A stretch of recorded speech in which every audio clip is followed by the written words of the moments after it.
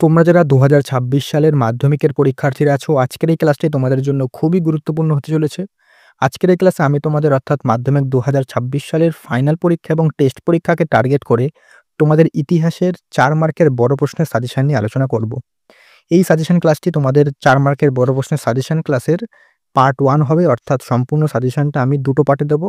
প্রথম পার্ট অর্থাৎ আজকে হচ্ছে প্রথম পার্ট। এই পার্টে আমি তোমাদের প্রথম ৪টি অধ্যায় থেকে ৪ মার্কের বড় প্রশ্নের সাজেশন দেবো এবং পরবর্তী পার্টে কিন্তু তোমাদের বাকি ৪টি অধ্যায় থেকে আমি ৪ মার্কের সাজেশন দিয়ে দেবো। যেহেতু পরীক্ষার এখন অনেকটাই দেরি, সেক্ষেত্রে আমি পার্ট করে দিচ্ছি যাতে তোমাদের পড়তেও কিন্তু সুবিধা হয়। প্রথম তোমরা ৪টে পার্ট ৪টে অধ্যায় থেকে ভালো করে ৪ মার্ক রেডি করে নেবে।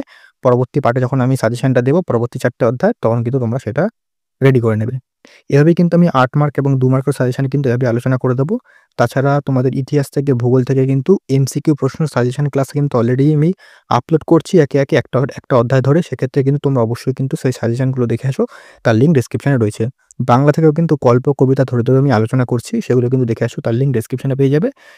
সেগুলোর কিন্তু আমি সেই ক্লাসে সম্পূর্ণ ফ্রি পিডিএফ ডিজিটাল নোটস কিন্তু আমি শেয়ার করছি। সেগুলো কিন্তু অবশ্যই তোমরা সেই ক্লাসগুলো দেখলে বুঝতে পারবে তোমরা সেই ক্লাসগুলো থেকে কি করে পিডিএফগুলো তোমরা কালেক্ট করতে পারবে।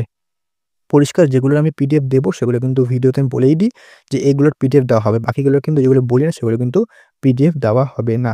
ক্লিয়ার? তো আজকে তোমাদের প্রথম ৪টা অধ্যায় থেকে ইতিহাসের বড় প্রশ্নের সাজেশন দিচ্ছি ৪ মার্কের।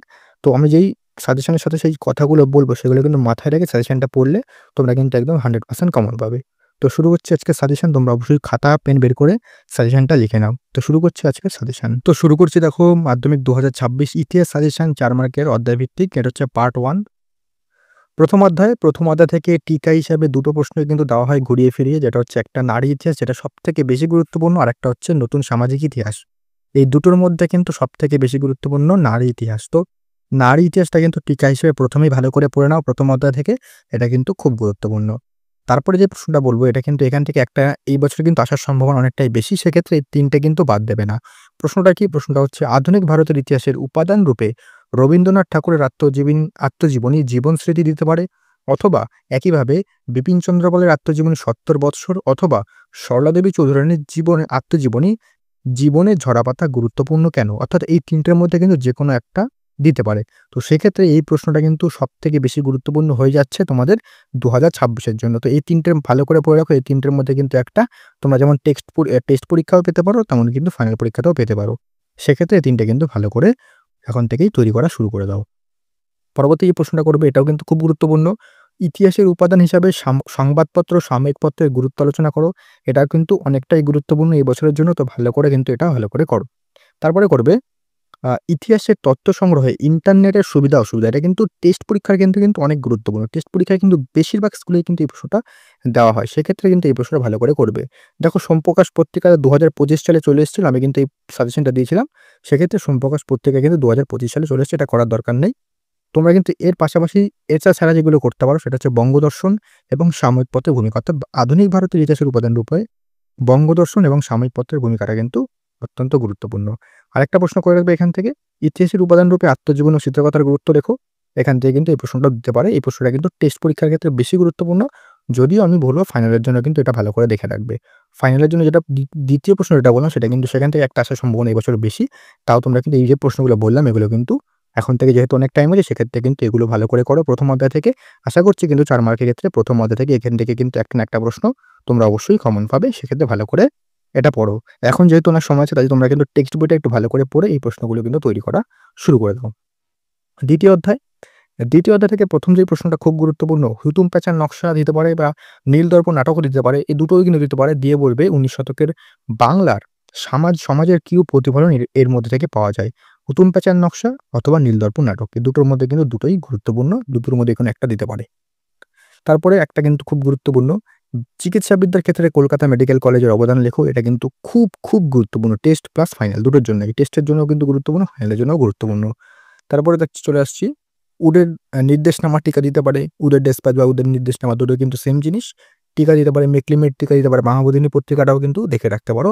তবে টিকার ক্ষেত্রে উডের নির্দেশনামা যদি টিকা দেয় দ্বিতীয় অধ্যায় থেকে, তাহলে উডের নির্দেশনামা বা উডের ডেসপ্যাচ মেকলিমিনিটটা কিন্তু সবথেকে বেশি গুরুত্বপূর্ণ। তারপরে নারী শিক্ষার ক্ষেত্রে যদি দিতে পারে, নারী শিক্ষার ক্ষেত্রে ড্রিঙ্ক ওয়াটার বেথুন এবং রাজা রাধাকান্ত দেবের রাধাকান্ত দেবের কিন্তু ভূমিকাটা কিন্তু খুব গুরুত্বপূর্ণ। তো নারী শিক্ষার ক্ষেত্রে কিন্তু কোনো প্রশ্ন যদি দিতে পারে, সেক্ষেত্রে কিন্তু ড্রিঙ্ক ওয়াটার বেথুন এবং রাধাকান্ত দেবটা কিন্তু ভালো করে দেখবে। তারপরে সমাজ সংস্কার, শিক্ষা বিস্তার ক্ষেত্রে বিদ্যাসাগর অবদান দিতে পারে বা নারী শিক্ষার ক্ষেত্রে কিন্তু বিদ্যাসাগরটাও গুরুত্বপূর্ণ। তো নারী শিক্ষার ক্ষেত্রে ৩ টা তোমরা দেখে রাখবে। ড্রিঙ্ক ওয়াটার বেথুন, রাধাকান্ত দেব এবং বিদ্যাসাগরটাও কিন্তু দেখে রাখবে। তারপরে করবে ১৯ শতকের বাংলায় পাশ্চাত্য শিক্ষার বিস্তার রাজা রামমোহন রায়। তো বিদ্যাসাগর, রাজা রামমোহন রায়টা কিন্তু ভালো করে দেখে রাখবে, এখান থেকেও দিতে পারে। এছাড়া এবং তার কিন্তু কিছু প্রশ্ন বলছি সেগুলো একটু দেখে রাখতে পারো এগুলো হওয়ার পর। যেমন হিন্দু প্যাট্রিয়ট, গ্রাম বার্তা প্রকাশিকা, তার ধর্ম সংস্কার আন্দোলন রূপে ব্রহ্ম আন্দোলন, এগুলো কিন্তু তোমরা এগুলো হওয়ার পর মোটামুটি দেখে রাখবে। তো ২য় অধ্যায় কমপ্লিট। চলে আসছি ৩য় অধ্যায়। এখান থেকে নীল বিদ্রোহে বাঙালি সমাজের ভূমিকা ২০২৫ সালে চলে এসছে। তাই নীল বিদ্রোহ থেকে ৪ মার্কের প্রশ্ন কিন্তু এই বছর হওয়ার সম্ভাবনা একদমই নেই। হ তাও একটু দেখে রাখবে। যদিও কিন্তু নীল বিদ্রোহ থেকে কোনো প্রশ্ন দেওয়ার সম্ভাবনা এই বছর কিন্তু নেই। ৪ মার্কের ক্ষেত্রে বলছি আমি। এখান থেকে কি দেখবে? সাঁওতাল বিদ্রোহ দেখবে, এখান থেকে প্রশ্ন দিতে পারে। বারাসাত বিদ্রোহ দেখবে, দিতে পারে। চুয়ার বিদ্রোহ, কোল বিদ্রোহ, পাবনা বিদ্রোহ। বিশেষ করে সাঁওতাল বিদ্রোহ, বারাসাত বিদ্রোহ, চুয়ার বিদ্রোহ এগুলো কিন্তু ভালো করে দেখবে। বাংলার ওহাবি, ফরাজি আন্দোলন, সন্ন্যাসী ও ফকির আন্দোলন এগুলো কিন্তু থেকে যেকোনো প্রশ্ন দিতে পারে। সেক্ষেত্রে এগুলো কিন্তু ভালো করে তোমাদের টেক্সট বই থেকে দেখতে হবে। বিদ্রোহ, অভ্যুত্থান ও বিপ্লবের ধারণাটি ব্যাখ্যা করো, খুব গুরুত্বপূর্ণ।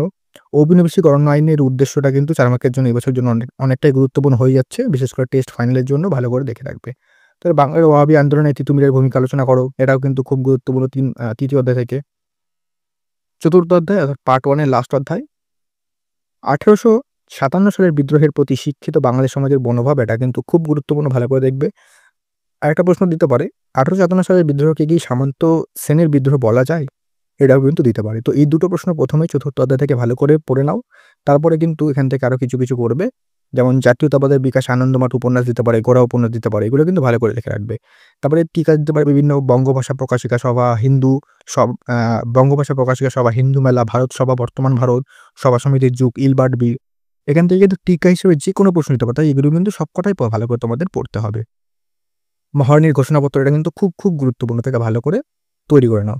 এই যে প্রশ্নগুলো বললাম এগুলো কিন্তু ভালো করে করতে হবে। যেহেতু এখন অনেক সময়, সেক্ষেত্রে আমি এগুলো বেশি প্রশ্ন দিচ্ছি। পরীক্ষার আগে কিন্তু এখান থেকেও কিছু গুরুত্বপূর্ণ প্রশ্ন ছাঁটাই করে তোমাদের বলব যে এর মধ্যে থেকে কোনগুলো বেশি গুরুত্বপূর্ণ সেগুলো কিন্তু পরীক্ষার আগে বলে দেবো। যেহেতু টাইম আছে তাই কিন্তু এই প্রশ্নগুলো ভালো করে করো। তো এই ছিল তোমাদের, আমি ৪ টা অধ্যায় ১ম এ বললাম। পার্ট 1 আমি তোমাদের একবারে সমস্ত কিছু দিতে চাই না। আজকের পার্ট 1 এ তোমাদের প্রথম ৪ টা অধ্যায় থেকে গুরুত্বপূর্ণ ৪ মার্কের প্রশ্ন। পরবর্তী পার্টে কিন্তু পরবর্তী ৪ অধ্যায় থেকে তোমাদের কিন্তু প্রশ্ন দেওয়া হবে। তো এই প্রশ্নগুলো কিন্তু এখন থেকে ভালো করে প্র্যাকটিস করলে তোমরা কিন্তু পরীক্ষায় অবশ্যই ভালো রেজাল্ট করতে পারবে। তো এটাই ছিল তোমাদের সম্পূর্ণ সাজেশন। আর ভূগোলেরও কিন্তু এভাবে পার্ট করে আমি আলোচনা করে দেবো। তো অবশ্যই কিন্তু চ্যানেলটাকে চোখ রেখো। আর অন্যান্য সাজেশনগুলো যেগুলো দিয়েছি তার লিঙ্ক ডেসক্রিপশনে পেয়ে যাবে। সেগুলো কিন্তু তোমরা কিন্তু অবশ্যই দেখে নিতে পারো।